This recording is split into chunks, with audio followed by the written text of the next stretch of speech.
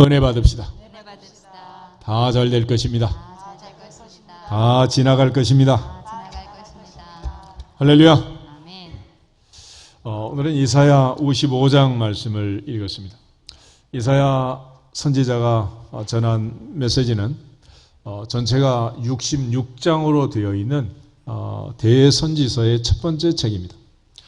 특별히 이사야는 66장으로 되어 있고 성경은 66권으로 되어 있는데, 그래서 흔히 성경 안에 이사야가 있고 이사야 안에 성경이 있다, 이런 얘기를 합니다. 성경은 태초에 하나님이 천지를 창조하시니라, 하늘과 땅의 창조로부터 시작해서 계시록 21장, 22장에 새하늘과 새 땅에서 마무리합니다. 이사야 역시 하늘이여 들으라, 땅이여 귀를 기울이라, 이렇게 하늘과 땅을 향한 선포로 시작해서 이사야 65장, 66장에 가면 새하늘과 새 땅의 메시지로 마무리를 짓고 있습니다. 우리 이사야 65장을 한번 찾아보실까요? 이사야 65장 17절 한 절만 같이 읽겠습니다. 이사야 65장 17절 보라, 내가 새하늘과 새 땅을 창조하나니 이전 것은 기억되거나 마음에 생각나지 아니할 것이라. 아멘. 그다음에 66장 마지막 22절 한 절을 같이 보겠습니다. 내가 지을 새하늘과 새 땅이 내 앞에 항상 있는 것 같이 너희 자손과 너희 이름이 항상 있으리라. 여호와의 말이니라. 아멘. 이사야 선지자는 우시야가 죽던 해에 부름을 받아서 우시야, 요담, 아하스, 히스기야 왕 때까지 대략 한 65년이 넘는 긴 세월 장기 사역을 했던 선지자이기도 합니다. 이사야 선지자가 특별히 유명한 것은 예수님의 탄생을 얘기할 때 동정녀 탄생에 대한 예언을 하고, 미가 선지자는 베들레헴 탄생을 예언했습니다. 보라, 처녀가 잉태하여 아들을 낳을 것이요 그 이름을 임마누엘이라 하리라. 이사야 7장 14절에 선지자 이사야는 동정녀 탄생을 예고하고, 미가는 베들레헴 에브라다야, 너는 유다 족속 중에 결코 작지 않다. 너로부터 이스라엘을 다스릴 자가 나올 것이다 라는 예언을 하게 됩니다. 동방 박사들이 헤롯을 찾아왔을 때 메시아가 어디서 나느냐 그럴 때 베들레헴이라고 얘기했던 것은 미가 선지자의 예언을 따라 예언을 한 것입니다. 그런데 특별히 이제 동정녀 탄생, 특별히 베들레헴 탄생, 그렇게 오신 예수님의 십자가의 사건을 가장 잘 묘사한 선지자가 바로 이사야 선지자입니다. 그래서 이사야 53장은 십자가의 고난, 예수님의 사역의 절정을 묘사하고 있는데, 그 중에 이사야 53장 4절에서 6절 말씀을 같이 한 번 더 읽어보도록 하겠습니다. 이사야 53장 4절 그는 실로 우리의 질고를 지고 우리의 슬픔을 당하였거늘 우리는 생각하기를 그는 징벌을 받아 하나님께 맞으며 고난을 당한다 하였노라. 그가 찔림은 우리의 허물 때문이요 그가 상함은 우리의 죄악 때문이라. 그가 징계를 받음으로 우리는 평화를 누리고 그가 채찍에 맞음으로 우리는 나음을 받았도다. 우리는 다 양 같아서 그릇 행하여 각기 제 길로 갔거늘 여호와께서는 우리 모두의 죄악을 그에게 담당시키셨도다. 아멘. 인간의 가장 큰 문제는 죄의 문제이고, 이 문제를 해결하는 답은 예수님의 십자가입니다. 하나님께서는 인류가 지은 죄를 어린 양 예수 그리스도께 담당시키시고, 나를 사랑하사 나를 위하여 주님은 십자가에 죽으시고 우리를 구원하셔서 오늘도 하나님의 자녀의 권세를 가지고 예배의 자리로 우리를 불러주셨습니다. 이러한 하나님의 사랑과 은혜를 가장 잘 전달한 선지자. 그래서 선지자 이사야는 전반부에서는 당시에 바벨론 포로라는 역사적 사건을 앞에 두고 이스라엘 백성들에게 회개를 촉구하고 그들로 하여금 더 이상 범죄하지 않도록 메시지를 전하게 됩니다. 그러나 이스라엘 백성들이 결국은 바벨론 포로에 잡혀가서 그 포로 중에 고난 중에 있을 것을 생각하면서 그들에게 위로의 메시지를 동시에 전하게 됩니다. 그래서 이사야 40장부터는 위로하라, 내 백성을 위로하라 하는 위로의 메시지를 주고 계시고, 그 중에 오늘 이제 55장에 오게 되면 하나님의 생각과 우리의 생각에 대한 차이를 말씀해 주고 있습니다. 그 중에 특별히 8절, 9절 말씀을 보면 내 생각은 너희의 생각과 다르다. 내 길은 너희의 길과 다르다라고 말씀합니다. 특별히 하늘의 땅보다 높음같이 내 길과 내 생각, 너희의 길과 너희의 생각은 하늘과 땅 차이다 라고 말했어요. 그러므로 바벨론 포로라는 이 극단적인 상황이 온다 하더라도 너희는 여호와를 만날 만한 때에 찾아라. 가까이 계실 때에 그를 부르라. 악인은 그 길을 불의한 자는 그 생각을 버리고 여호와께로 돌아오라. 그리하면 그가 긍휼히 여기시리라. 우리 하나님께로 돌아오라. 그가 너그럽게 용서하시리라. 여기서 하나님 앞에 나오는 데 있어서도 가장 결정적인 문제가 하나 있는데 그것은 그의 생각이라고 합니다. 생각. 그래서 우리가 은혜를 받는 것도 생각이고 은혜를 받지 못하도록 방해하는 것도 생각이다. 이 생각을 잘 관리를 해야 돼. 그래서 모든 사람은 자기의 마음에 두 마리 개를 키운다 그러잖아. 하나는 선입견이고 하나는 편견이라 그래. 근데 이 두 마리 개를 한 방에 때려 잡는 개가 있는데 백문이 불여 일견이다 그러잖아. 내 생각, 이것이 나를 힘들게 하는 거예요. 행복한 사람도 내 생각이 그렇고 불행한 사람도 내 생각이 그런 거예요. 요즘처럼 하늘이 높고 말이 살찌는 이 좋은 계절에도 하늘을 보면서 하늘아 넌 왜 그리 슬프도록 팔았니? 그건 누구 마음이 그렇다는 거야? 지 마음이 그런 거죠. 그러니까 다 내 마음이고 내 생각인 거예요. 하나님께서는 사람을 변화시킬 때 바로 이 생각을 바꾸기를 원하십니다. 하나님이 하시는 방법은 특별히 말씀을 통해서 우리의 생각을 바꾸기를 원해요. 근데 이 말이라는 것은 그냥 들리는 게 아니잖아요. 만남을 통해서 바뀌게 되어 있습니다. 그래서 하나님께서는 이 시간도 오늘도 우리에게 말씀하시고 우리를 만나기를 원하시는 찬양 가운데, 기도 가운데, 말씀 가운데 하나님 만나는 예배자가 되기를 주의 이름으로 축복합니다. 그저 친정에 가기는 갔는데 만나지 못하고 친정집 처마만 보고 오면 갔다 온 거요? 그냥 온 거요? 그냥 온 거죠. 그래서 선지자 이사야는 그렇게 왔다 갔다 하는 사람들을 마당만 밟고 지나갔다 그렇게 표현합니다. 하나님 앞에서 우리 모두 오늘도 예배 자리에서 전능하신 하나님을 만나고 하나님 아버지의 말씀을 듣고 우리의 생각이 바뀌기를 주님의 이름으로 축복합니다. 특별히 하나님께서 우리에게 주시는 이 말씀을 잘 보면 하나님이 생각하는 것, 하나님이 보고 듣는 것과 우리가 보고 듣고 생각하는 것은 하늘과 땅 차이다라고 말하는데 먼저 이제 그 하나님이 들으시는 것, 그것은 우리와 다르다라는 것. 우리 민수기의 말씀을 한번 찾아보겠습니다. 민수기 14장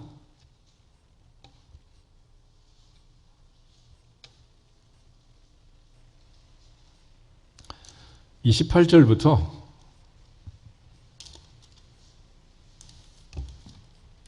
30절 말씀까지 같이 한번 읽어보겠습니다.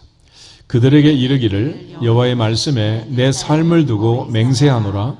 너희 말이 내 귀에 들린 대로 내가 너희에게 행하리니 너희 시체가 이 광야에 엎어질 것이라.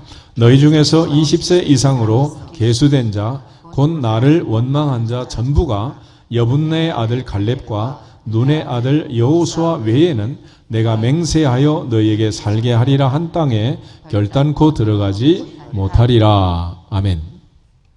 이 말씀에서 하나님이 강조하시는 것은 12명의 정탐꾼이 가나안 땅을 탐지하고 와서 보고할 때 여호수아 갈렙이 하는 보고와 10명이 하는 부정적 보고를 하나님이 들으셨다.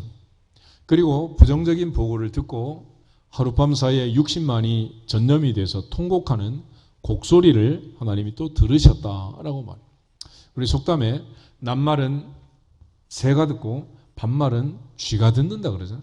근데 쥐도 새도 못 듣는 모든 말씀을 하나님이 들으신다. 하나님이 듣는다. 그래서 우리가 하나님이 이 말씀을 듣고 특별히 너희 말이 내 귀에 들린 대로 행하리라 그렇게 말씀하잖아요. 우리가 자녀들의 인생과 미래를 생각한다면 우리가 주의해야 될 게 많습니다. 우리나라 사람들은 이 부자에 대해서 편견이 많잖아요. 그래서 부자는 나쁜 사람들 이렇게 생각하기 쉬운데 이 부자에 대하여 부정적인 얘기를 많이 하면 애들이 부자가 됐다가는 엄마 아빠한테 혼나겠다.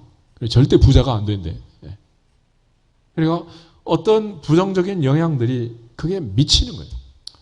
아이들이 특별히 이렇게 멋지게 꽃단장을 하고 예배를 드리고 교회 갔다 온 엄마 아빠가 집에 와서는 교회가 어쩌고 저쩌고 목사님이 어쩌고 저쩌고 자꾸 얘기를 하면 교회는 가지 말아야 할 곳인가 보다.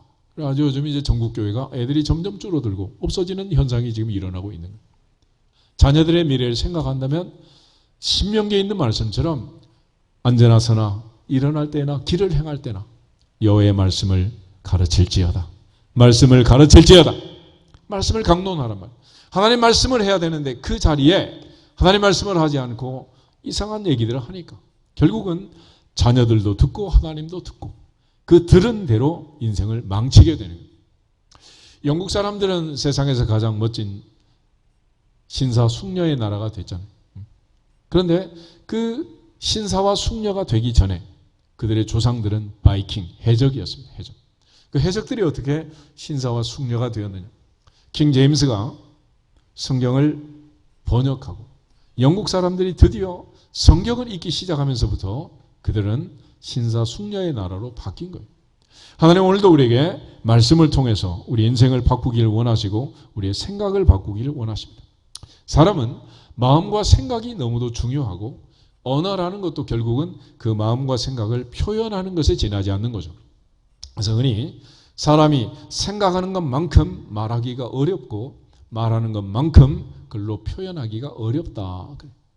그런데 이 생각, 마음 이 부분을 하나님께서는 바꾸기를 원하시고 이 생각이 바뀌면 인생이 이제 바뀌는 거예요. 그래서 흔히 생각이 바뀌면 언어가 바뀌고 언어가 바뀌면 행동이 바뀌고 행동이 바뀌면 습관이 바뀌고 습관이 바뀌면 인생이 바뀐다.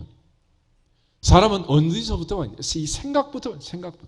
그러니까 좋은 사람은 좋은 생각을 하는 거고 나쁜 사람은 나쁜 생각을 하는 거예요. 우리 흔히 생각 없이 무심코 던진 말 이런 표현을 하지만은 사실은 무심코 하는 건 없죠. 그동안 우리가 하나님의 생각에 대하여 몇 차례 말씀을 드렸는데 한마디로 하나님의 생각이라는 것을 신학적으로 표현하면 하나님의 작정, 예정이라는 표현을 씁니다. 하나님께서 천지를 창조하기 전에 하나님의 계획이 있었어요. 하나님의 계획, 하나님의 생각이 있었는데 그 거대한 하나님의 계획을 하나님의 작정이라고 하고 그 가운데 죄인을 구원하기 위한 하나님의 특별한 계획을 예정이라고 합니다. 바로 그러한 하나님의 계획, 하나님의 생각을 실천하는 첫 번째 자리가 창조라는 거예요. 창조. 인간이 집을 지을 때도 설계를 하고 설계 도면을 만들고 지었다 쓸었다 그었다 지웠다 하면서 계획이 완성이 되면 드디어 설계 도면을 넣어서 건축 허가를 받고 그러면 이제 업자를 선정해서 땅 파기를 하고 집을 짓기 시작하잖아요. 바로 하나님의 생각, 그 계획이 실천되는 자리, 그게 바로 창조라는 것입니다.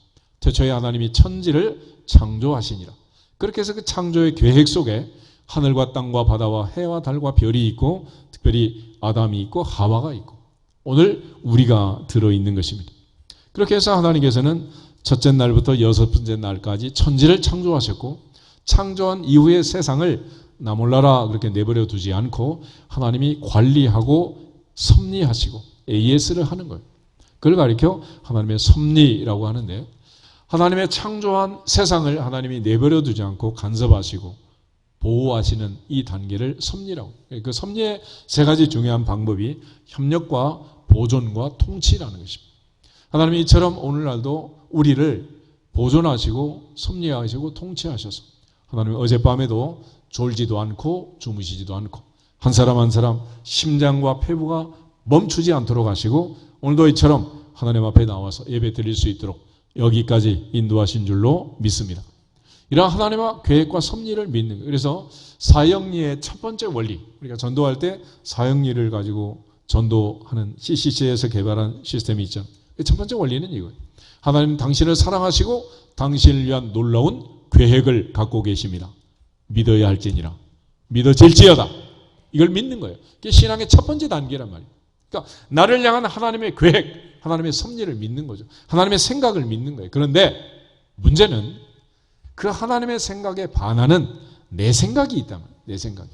늘 이것이 부딪혀가지고 우리 늘 이제 에덴 동산의 아담과 하와를 본받아 잘못된 선택을 하고 잘못된 판단을 하고 그래서 늘 힘들고 어려운 가시덤불과 엉겅퀴가 있는 세상에서 살아가고 이 고통을 겪고 있는 것입니다.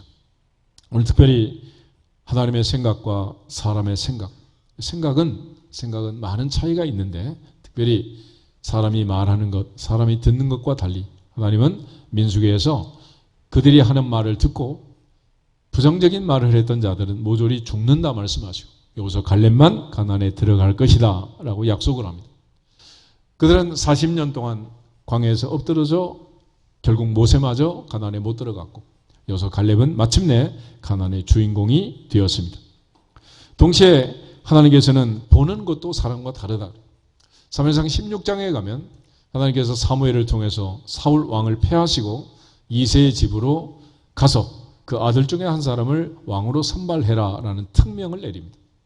사무엘이 이새의 집에 가서 제사상을 차리고 아들들을 자리에 앉혔습니다. 그리고 그는 이새의 장자 엘리압을 보고 첫눈에 반했어요.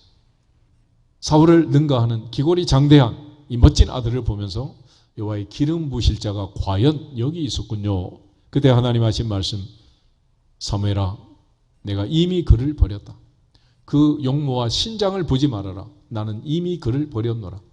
사람이 보는 것과 내가 보는 건 다르다. 사람은 외모를 보거니와 나 여호와는 중심을 보느니라.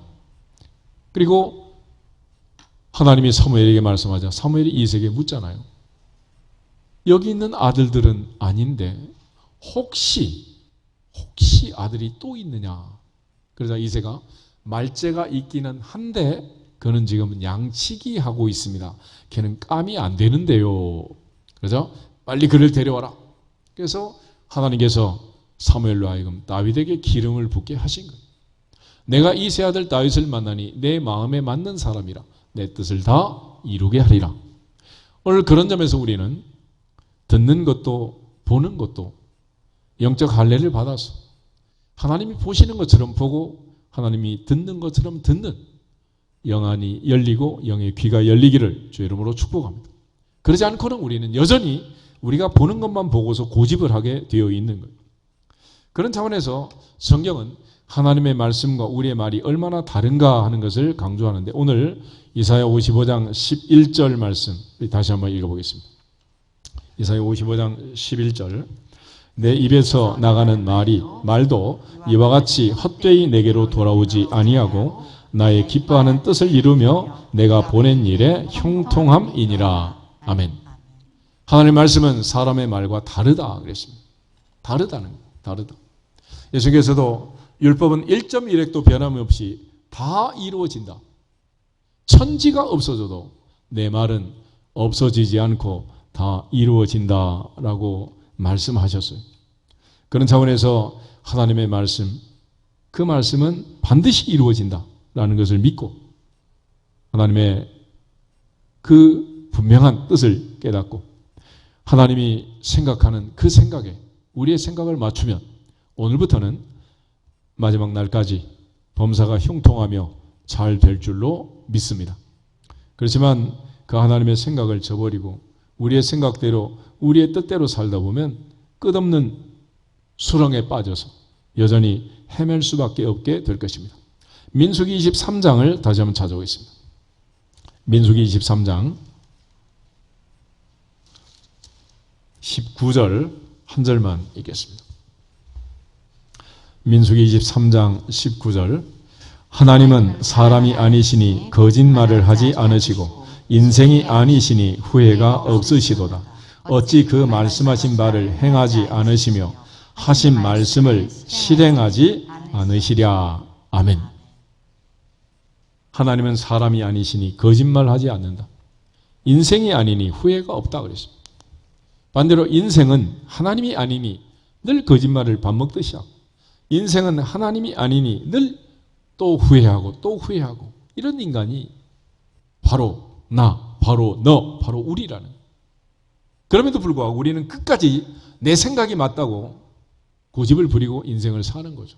그래서 오늘부터는 아무리 내 생각이 100만 번 생각해서 100만 번 맞는다 하더라도 그 생각을 버리고 하나님의 뜻에 순종하시기를 주 이름으로 축복합니다.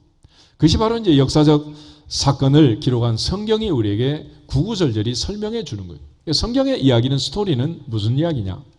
사람이 생각할 때 좋다고 생각해서 선택해서 결과는 나빴고, 하나님이 생각할 때 좋은 쪽으로 역사는 흘러간다라는 걸 가르쳐 주는 거예요.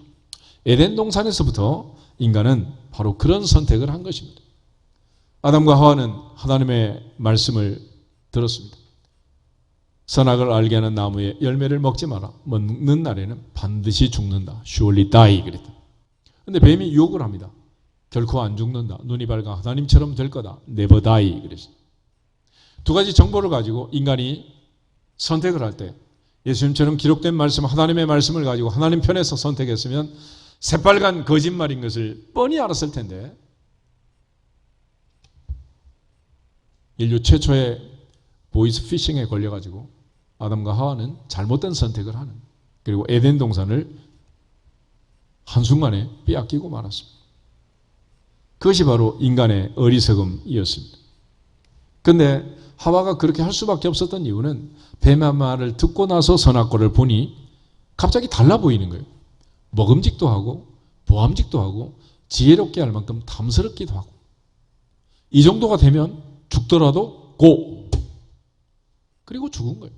쫓겨난 거죠. 그래서 성경은 우리에게 욕심이 잉태하면 죄를 낳고 죄가 장성하면 사망을 낳는다. 내가 원하는 것, 내가 좋아하는 것, 그걸 선택하고 마음의 결정이 딱 끝나고 나면 그 다음부터는 아무것도 보이지도 않고 들리지도 않고 죽더라도 고! 그리고 가는 게 인간이란 말이에요. 인간. 결과적으로 아담과 하와는 그렇게 해서 잘못된 선택을 하고, 아담의 후예들은 하나님의 형상을 저버리고 아담의 형상으로 태어나서 아담처럼 죄를 짓고 아담처럼 고통 속에 살고 있는 거예요. 아브라함과 사라를 보면 아브라함은 75세 하나님의 부름을 받고 사라는 65세 부름을 받습니다.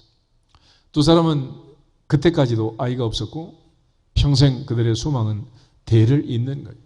조카 롯을 데리고 다녔고 조카 롯을 상속자라고 생각합니다. 그러나 애굽에 갔다 오는 과정에서 재산이 많아지자 롯과 헤어지게 되고, 내가 좌하면 나는 우하고 내가 우하면 나는 좌하리라 결별을 하게 됩니다. 그리고 창세기 15장에 가면 다메섹 엘리에셀 늙은 종, 당시의 법에 따라서 이 종을 상속자라고 생각을 해요. 그러나 하나님은 아브라함에게 하늘의 별을 보이시면서 이 별처럼 많은 자손을 주겠다라고 말했고, 아브라함은 믿음으로 의롭다함을 받습니다. 그러나 그 다음 16장에서 또 잔꾀를 부리기 시작합니다. 사라 할머니의 계획을 따라서 애굽 여종 하갈을 취하고 이스마엘을 낳게 됩니다. 그리고 내 품에 안으면 그게 내 자식 아니겠느냐. 그러나 역사는, 창세기의 이야기는 사라의 생각처럼 그렇게 되지 않았고 오히려 멸시를 당하고 하갈을 쫓아내는 그런 비운을 겪게 됩니다.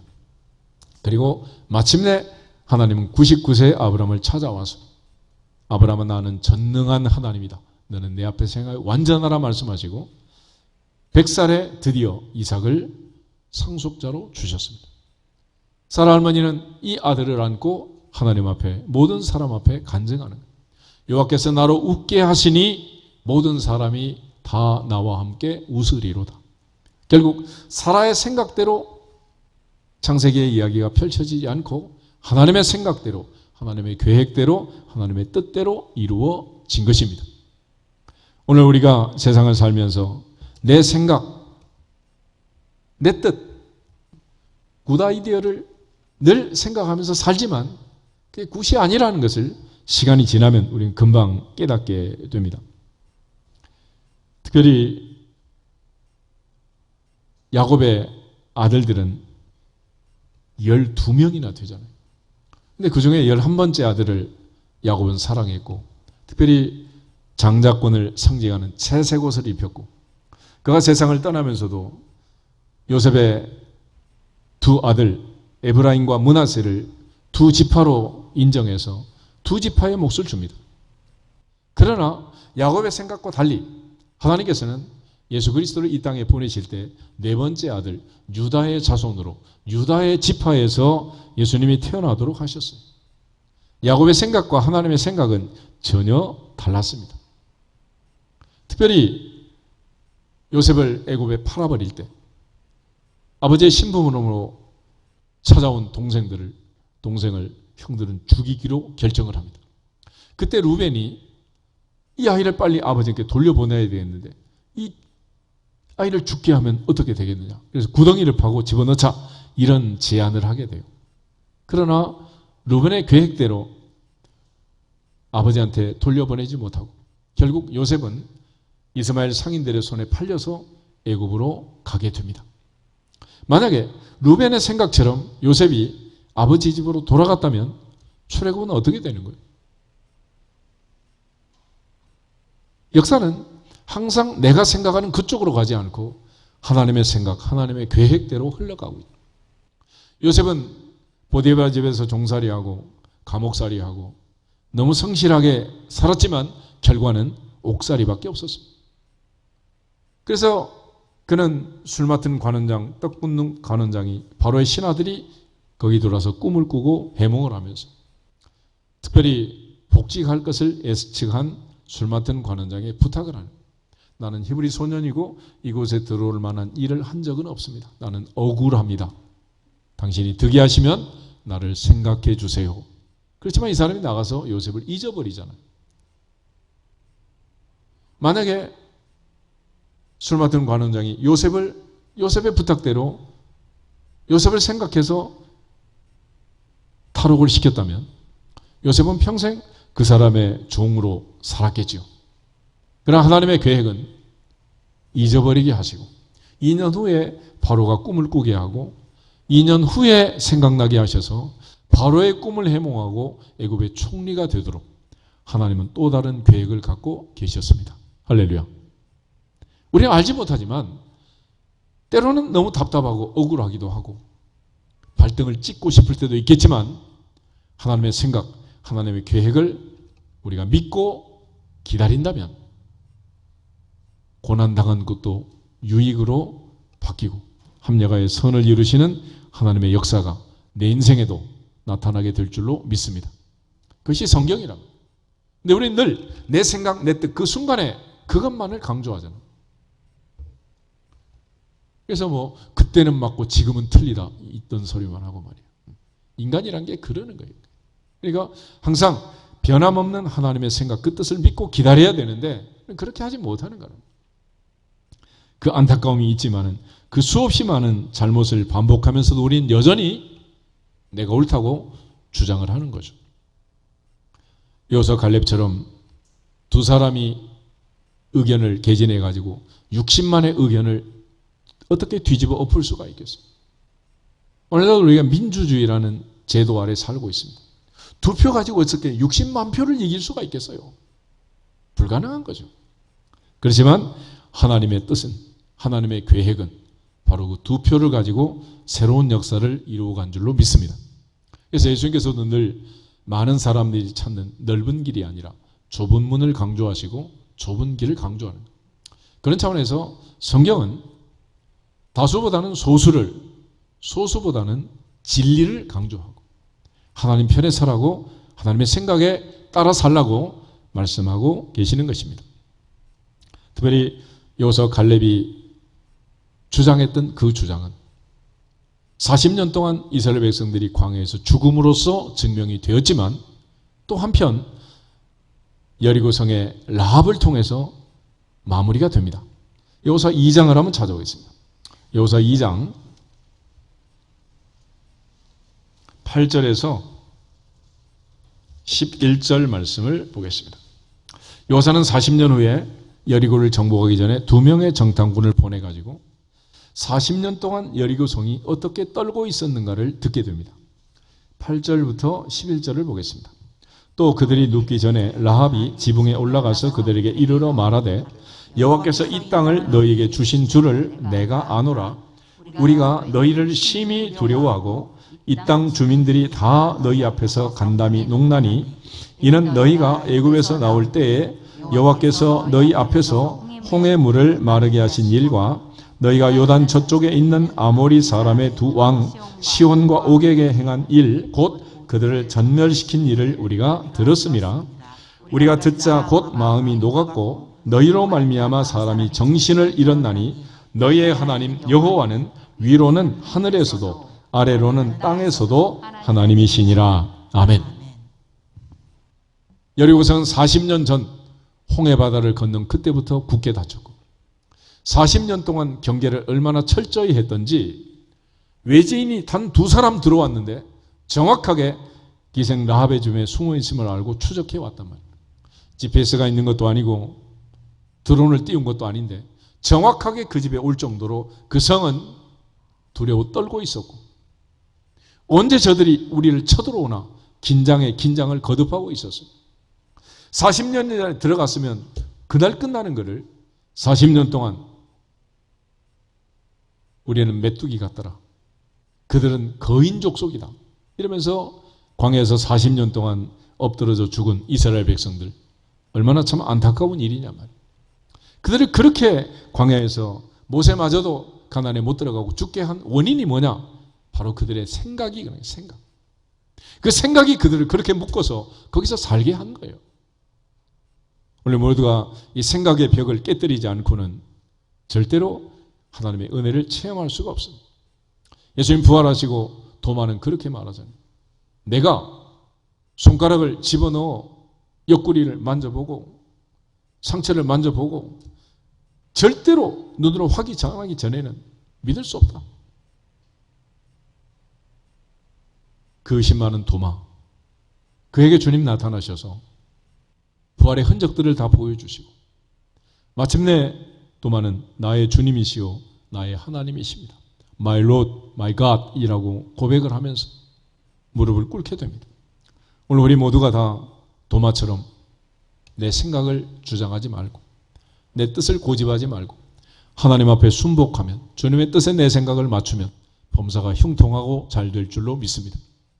예수님께서는 겟세마네 동산에서 십자가의 죽음을 앞에 두고 육체를 가진 예수님은 그 고통 속에서 기도하십니다. 아버지께는 모든 것이 가능하오니 할 수 있으면 이 십자가가 이 잔이 내게서 지나가게 해 주십시오. 그러나 나의 원대로 마시고 아버지의 원대로 하옵소서. 내 뜻이 아닌 하나님의 뜻, 내 생각이 아닌 하나님의 생각, 내 길이 아닌 하나님의 길을 가게 해 주십시오. 그렇게 기도한 거 아니겠습니까? 베드로가 주는 그리스도시요 살아계신 하나님의 아들이십니다라고 고백할 때 바요나 시몬아 내가 복이 있다 말씀했지만 곧장 베드로는 예수님이 십자가의 죽음을 얘기하자 결단코 그런 일이 있으면 안 됩니다라고 말할 때 예수님이 뭐라 그랬어요? 사탄아 내 뒤로 물러가라. 너는 나를 넘어지게 하는 자로다. 너는 하나님의 일을 생각하지 않고 사람의 일을 생각하는도다 그랬어요. 우리가 하나님의 일을 생각하고 사람의 일을 생각하지 않으면 주님의 길을 가게 되지만 내 생각이 먼저고 내 뜻이 먼저고 내 길을 가기로 결심하고 거기에 붙잡히고 내 생각에 붙잡히면 그때부터는 어떤 경우에도 베드로의 길을 갈 수밖에 없는 거예요. 주님의 길이 아닌 베드로의 길을 갈 수밖에 없단 말이에요. 우리가 잘 아는 것처럼 베드로와 가룟 유다는 주님을 3번씩 부인하고 주님을 팔아먹은 제자들입니다. 무엇이 그들을 힘들게 했는가? 바로 그들의 생각이야, 생각. 하나님의 일을 생각하지 않고 사람의 일을 생각하던 베드로의 생각. 요한복음 13장에 있는 것처럼 사탄이 벌써 가룟 유다의 마음에 예수 팔려는 생각을 집어넣었던 생각. 그 생각이 그를 그렇게 힘들게 한 거예요. 그러나 베드로는 성령의 충만함으로 자기의 생각을 바꾸고 사람의 일이 아닌 하나님의 일을 생각하면서 초대교회 리더가 된 거고 가룟 유다는 계속 그 생각에 붙들려 가지고 후회하며 한탄하며 결국은 어리석은 선택을 함으로써 인생을 마무리하고 말았습니다. 오늘 우리가 살면서 내 생각이 아닌 하나님의 생각, 그 생각에 맞추어서 하나님의 뜻을 이루고 주님 가신 길을 우리 모두 동참하는 그리스도인이 되기를 주님의 이름으로 축복합니다. 결과적으로 우리가 살아야 할 삶, 이 삶 속에 수없이 많은 유혹과 미혹이 있고 우리가 예상치 못하는 많은 덫이 놓여져 있습니다. 어떻게 통과해서 가야 하는가? 아담부터 시작해서 오늘 우리의 삶까지 끊임없이 사탄은 유혹과 미혹을 던지고 그 미끼를 던지고 있습니다. 우리가 이목구비의 할례를 받지 못하고 아담처럼 하와처럼 눈으로 보고 귀로 듣고 마음으로 생각하면서 살면 결국 또 선악과를 따먹는 어리석은 선택을 하게 되죠.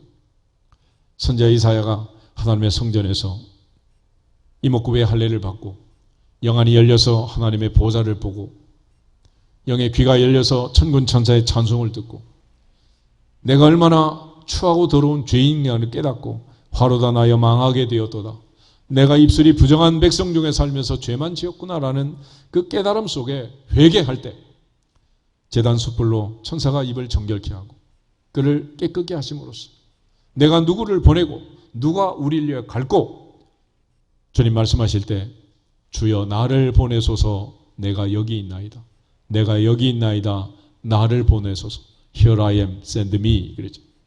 결국 주님께서 선지자 이사야에게 할례를 주셨기 때문에 그는 그동안 보지 못하던 세상을 보고 듣지 못하는 세상을 소리가 아닌 하나님의 음성, 천군 천사의 찬송을 듣고 그런 마음으로 심령으로 내가 얼마나 잘못된 길을 걸었는가를 깨닫고 이제 주님이 맡기신 사명을 감당한 선지자가 된 것입니다.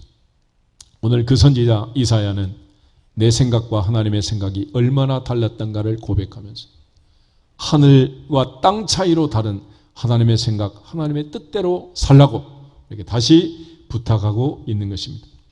그러한 하나님의 생각을 우리에게 보여주는 우리가 하나님의 생각을 알 수 있는 방법이 있는데 그 첫 번째는 기록된 말씀입니다. 성경에 있는 이 역사적 사건들은 하나같이 우리의 생각, 사람의 생각이 옳지 않았고 결국은 하나님의 생각, 하나님의 뜻대로 역사가 흘러갔다는 것을 증명해 주고 있습니다.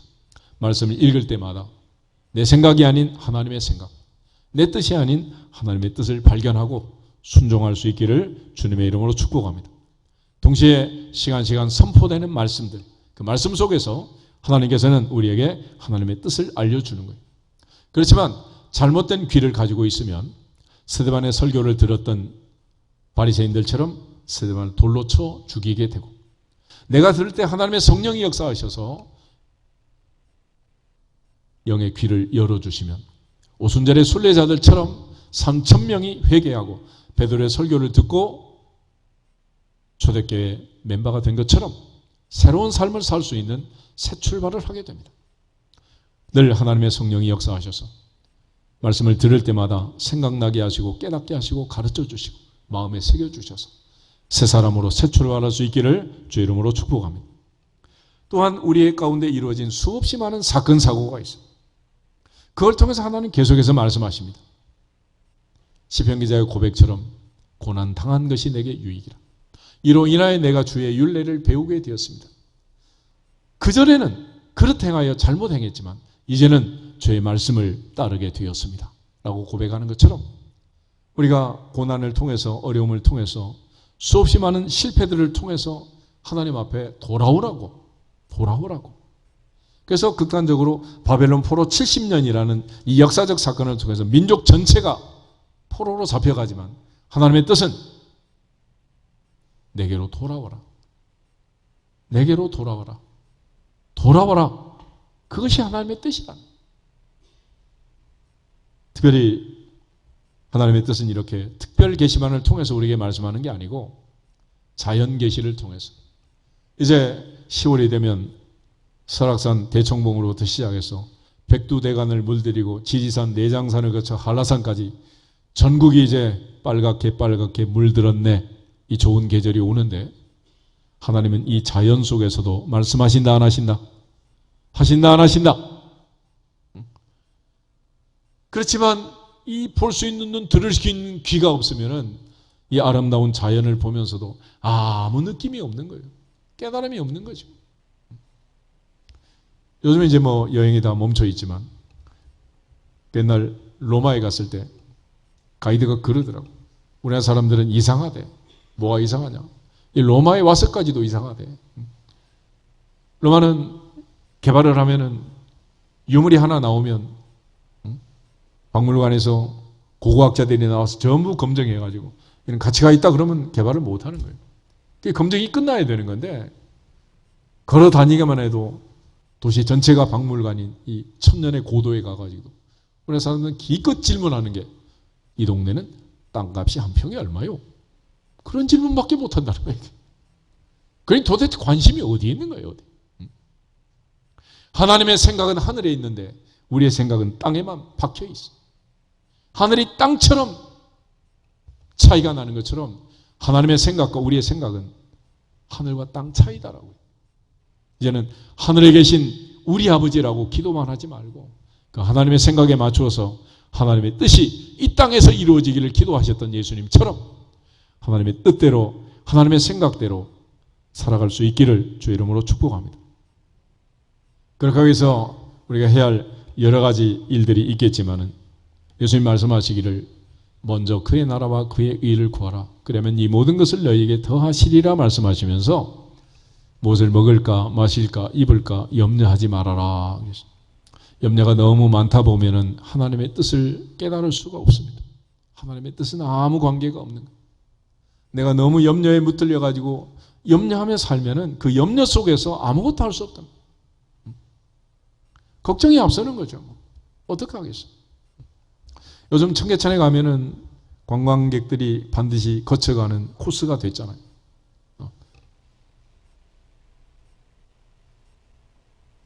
복개로 덮어가지고 시궁창이 되었던 그 청계천이 이름 그대로 맑은 물이 흐르는 개천으로 바뀌지 않았어요? 그 청계천 개발한다고 할 때 제일 반대했던 사람들이 청계천 상인이라고 그래요. 오늘 먹거리, 내일 먹거리, 당장 장사 못하게 하고 개발하면 어떡하느냐. 근데 개발 끝나고 난 다음에 제일 좋아하는 사람들이 또 청계천 상인이라 그러잖아요. 우리가 그렇게 사는 거야.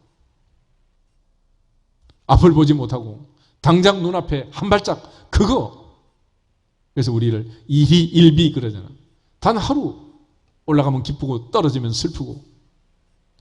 그래서 하나님의 계획은 창조에서 종말까지 아브라함, 이삭, 야곱처럼 할아버지, 아버지, 아들, 손자 때를 이어가면서 천대의 복을 약속하고 있는데 우리가 하루 이틀 가지고 그렇게 살고 있는 거예요. 봄, 여름, 가을, 겨울이라는 거대한 플랜을 가지고 하나님은 우주 만물을 운행하고 계시는데 우리는 하루하루 일기예보에 붙들려 가지고 꼼짝을 못하고 있단 말이에요. 또 하나 에덴 동산의 아담과 하와를 보면은 결국은 죄를 짓고 잘못된 선택을 했잖아요. 야고보서 1장에 가면 그 원인을 설명합니다. 사람이 시험을 받고 유혹을 받는 것은 자기 욕심에 끌려 미혹됨이니 욕심이 잉태한 즉 죄를 낳고 죄가 장성하면 사망을 낳느니라. 결국 욕심을 부리게 되면 하나님의 뜻을 깨달을 수 없게 됩니다. 욕심에 붙잡히면 그때는 끝이야. 사탄의 유혹에 욕심이 발동하고 선악과를 보니 먹음직도 하고 보암직도 하고 지혜롭게 할 만큼 탐스럽기도 하고 결국은 잘못된 선택을 할 수밖에 없게 되는 거죠. 그래서 야고보는 내 사랑하는 형제들아 속지 말아라. 온갖 좋은 선물 가장 좋은 것들은 위로부터 빛들의 아버지께로부터 내려오느니라. 다시 말해서 내가 욕심으로 선택한 것이 좋은 것이 아니라 하나님이 주신 것이 좋은 것이니라. 하나님이 주신 것이 좋은 것이니라. 그래서 욕심 부리지 말라는 거예요. 그래서 아브라함은 내가 좌하면 나는 우하고 내가 우하면 나는 좌하리라. 그리고 적과 꿀이 흐르는 가나안을 기업으로 받게 된 것입니다. 하나님 앞에 그리스도인으로 산다는 것은 이처럼 염려하지 않을 뿐만 아니라 두 번째는 욕심 부리지 않는 것이다. 아멘. 하나님이 내게 주시는 것은 아무도 빼앗아갈 수 없는. 야곱이 라반의 추격을 받았을 때 외삼촌에게 이렇게 말합니다. 만약 우리 아버지의 하나님이 외삼촌의 것을 빼앗아서 내게 주지 않았다면 외삼촌은 나를 빈손으로 공수로 돌려보냈을 것입니다. 그래. 내게 주시는 은혜는 그 누구도 빼앗아갈 수 없는 거예요. 하나님이 주신 것은 빼앗기지 않습니다. 그렇지만 내가 움켜잡고 욕심으로 취한 것은 언제 날개 달고 날아갈지 아무도 알 수 없는 거예요. 세 번째는 두려워하지 말아요. 믿음의 반대말은 두려움입니다. 여호사에게 하나님 하신 말씀, 내 종 모세가 죽었다. 이제 너는 마음을 강하고 담대히 해라. 지극히 강하고 담대히 해라. 내가 내게 명령한 것이 아니냐. 너는 마음을 강하게 하고 담대히 할지어다. 내가 어디로 가든지 무엇을 하든지 내가 너와 함께 하느니라. 함께 하느니라. 우리 주님은 볼지어다 세상 끝날까지 내가 너희와 항상 함께 있으리라 그랬습니다. 그래서 믿음의 사람들은 세상이 감당치 못할 두려움을 모르는 사람들이라고 히브리서 11장은 얘기를 하잖아요. 믿음으로 모세는 홍해 바다를 건넜습니다.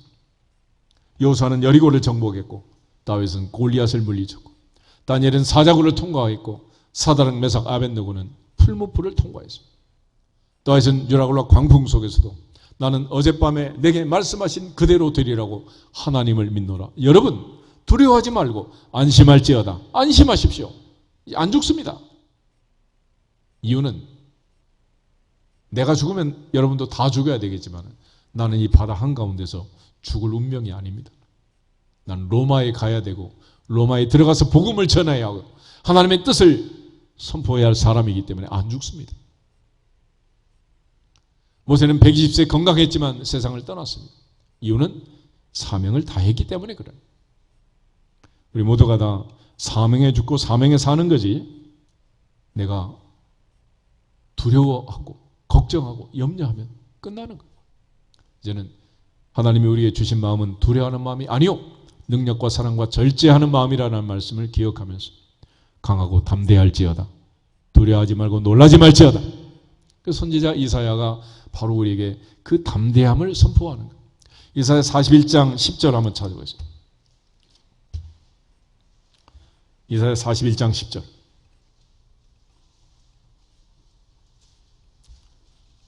다 같이 읽겠습니다. 두려워하지 말라. 내가 너와 함께함이라. 놀라지 말라. 나는 내 하나님이 됨이라. 내가 너를 굳세게 하리라. 참으로 너를 도와주리라. 참으로 나의 의로운 오른손으로 너를 붙들리라. 할렐루야. 마지막은 영적으로 민감해야 됩니다. 예민한 것과 민감한 건 다르지. 예민한 건 이런 거예요. 개미가 기어가는 소리가 너무 크게 들려가지고 시계가 똑딱똑딱 찰칵찰칵 지나가는 소리가 너무 막 커가지고 잠을 못 자는 거예요. 그건 민감한 거예요? 예민한 거예요? 그건 예민한 거지. 그러나 민감한 건 예민한 거고 다르요. 예민한 그런 부분에 있어서는 좀 둔할 필요가 있어요.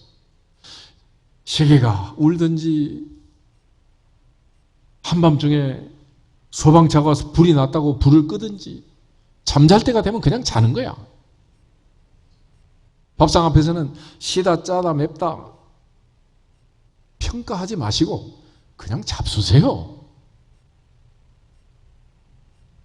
민감하고 예민하고 그 차이는 너무 큰 거예요. 이거 예민하다 보면 그게 전부 나를 힘들게 하는 거예요. 나를 자꾸 힘들게 만들어요. 그냥 지나가는 말을 들었으면 지나가는 말로 들어야지. 3박 4일 묵상하고 말이야. 무슨 뜻이지? 이러면서. 그럼 어떻게 사냐고 사람이. 못 살지. 그건 병이라 그래. 병. 예민하면 병이다. 그래서 요즘은 그 정신과적인 그런 질환들이 너무 많잖아요. 엑스레이, MRI 찍어도 안 나옵니다. 나올 수도 없는 거예요. 그래서 병 중에 가장 큰 병이 생각의 병이 되는 거예요. 상사병이라고 하시나요? 그거 못 고치는 거야. 생각의 병이 들었는데 어떻게 고치겠어? 그래서 그걸 고치는 방법은 생각을 바꾸는 것. 하나님의 말씀으로, 성령의 충만함으로. 할렐루야. 그건 길이 없는 거예요.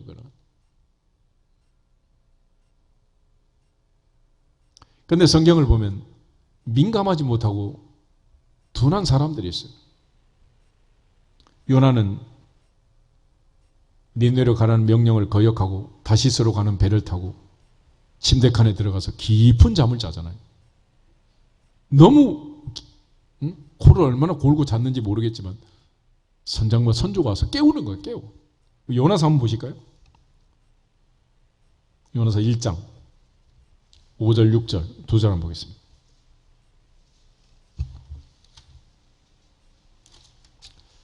요나서 1장 5절 6절 사공들이 두려워하여 각각 자기의 신을 부르고 또 배를 가볍게 하려고 그 가운데 물건들을 바다에 던지니라. 그러나 요나는 배 밑층에 내려가서 누워 깊이 잠이 든지라. 선장이 그에게 가서 이르되 자는 자여 어찌함이냐 일어나서 내 하나님께 구하라. 혹시 하나님이 우리를 생각하사 망하지 아니하게 하시리라 하니라. 아멘.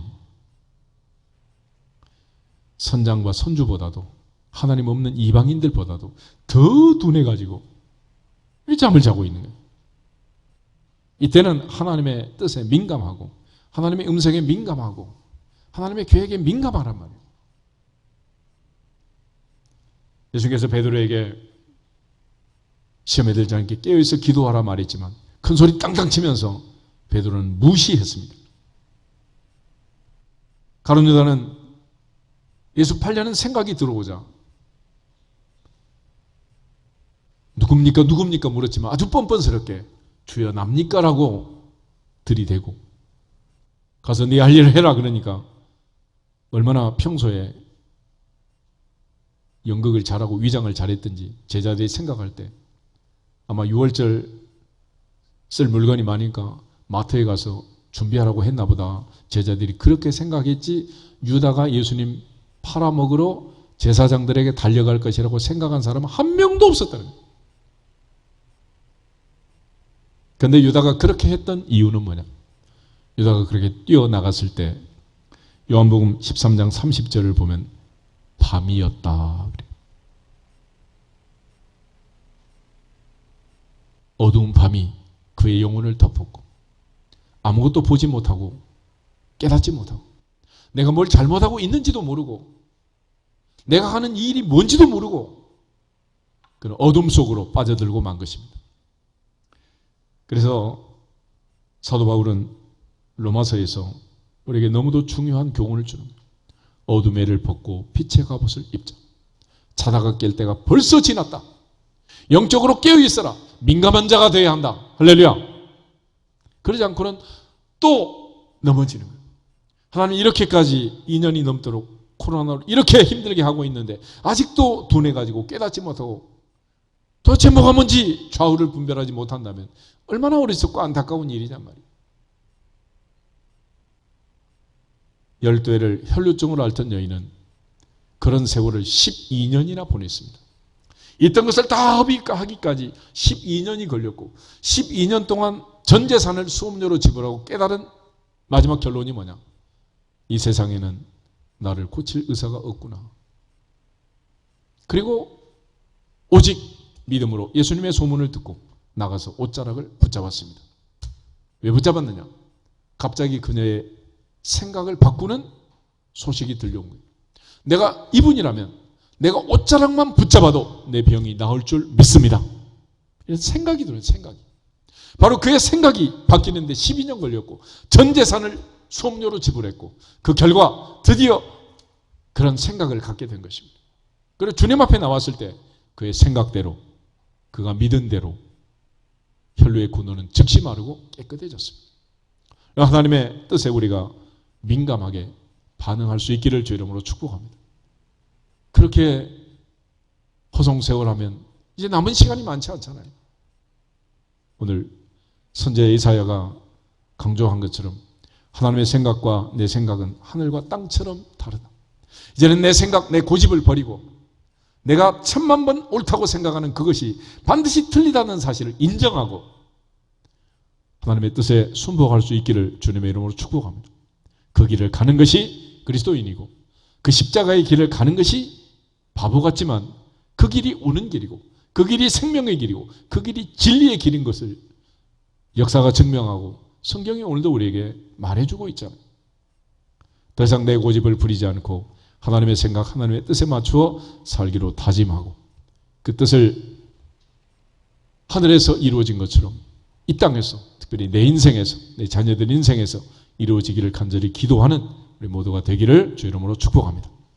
다 같이 주 예수 그리스도의 이름으로 하늘문화 열릴지어다 선포하고 기도하겠습니다. 주 예수 그리스도의 이름으로 하늘문화 열릴지어다 열릴지어다